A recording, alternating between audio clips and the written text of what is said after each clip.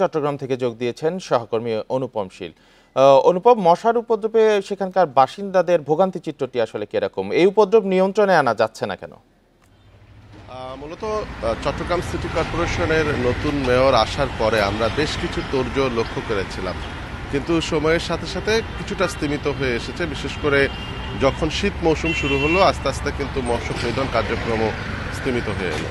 তো সেক্ষেত্রে আসলে কেন মশক নিধন কার্যক্রম চালানো যাচ্ছে না বা চালানো গেলেও মশাকে নিয়ন্ত্রণে আনা যাচ্ছে না, এটি নিয়ে নানা আলোচনা আছে। তো চট্টগ্রাম সিটি কর্পোরেশনে আমরা গত বছর দেড়েক আগে চট্টগ্রাম বিশ্ববিদ্যালয়ের একদল গবেষকের একটি গবেষণা আমরা দেখেছি। সেখানে দেখা গেছে যে গবেষণায় যে চট্টগ্রাম সিটি কর্পোরেশন এখন যেই মশক অর্থাৎ যে ওষুধ ছিটায় মূলত মশা মারার জন্য, সেই ওষুধ আসলে মশা মারার জন্য এই সমস্ত মশা মারতে পারছে না। কারণ দীর্ঘদিন ধরে এই সমস্ত ওষুধ ছিটানোর ফলে মশার মধ্যে একটি অভিযোজন ক্ষমতা তৈরি হয়েছে, যেটি মূলত এই ওষুধে আর কাজ করছে না। কিন্তু আমরা দেখছি যে সে সময় গবেষকরা তারা নতুন ধরনের ওষুধের কথা বললেও সেক্ষেত্রে কিন্তু নতুন কোনো ওষুধ আবার আনার পরিকল্পনা সিটি কর্পোরেশন নেয়নি।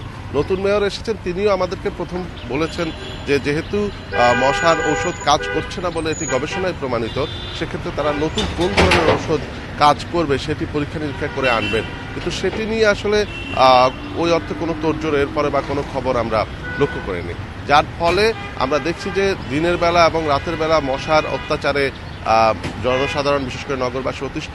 সন্ধ্যার পরে আসলে সবচেয়ে বেশি মানুষ মশায় নাকাল হয় এবং বিশেষ করে বিভিন্ন দোকানপাট ঘরবাড়ি, বিশেষ করে নিচতলায় যে সমস্ত ঘরবাড়িগুলো আছে সেখানে আসলে মানে 5 মিনিট একত্রে বসে থাকাও কঠিন ব্যাপার। আর এছাড়া আবর্জনা বা বিভিন্ন জায়গায় পানি জমে থাকার যে বিষয়টি, সেটি সাম্প্রতিক সময়গুলোতে যেহেতু এখন বর্ষা মৌসুম নেই, শীত মৌসুম, পানি জমার বিষয়টি কিছুটা কম। তবে আবর্জনা মূল রাস্তাগুলোতে আমরা দেখেছি যে গত কয়েক মাসে মূল রাস্তায় আবর্জনার যে অবস্থা সেটি কিছুটা উন্নতি হয়েছে, কিন্তু খাল নালাগুলোতে কিন্তু অবস্থা আগের মতোই রয়ে গেছে। বিশেষ করে চট্টগ্রাম সিটি কর্পোরেশন এলাকায় যে জলাবদ্ধতা নিরসন প্রকল্পের আওতায় বিশাল একটি এলাকা জুড়ে আসলে কাজ চলছে পুরো সিটি কর্পোরেশনের, এবং সেখানে খাল নালাগুলোকে বাদ দিয়ে আসলে কাজগুলো করা হচ্ছে।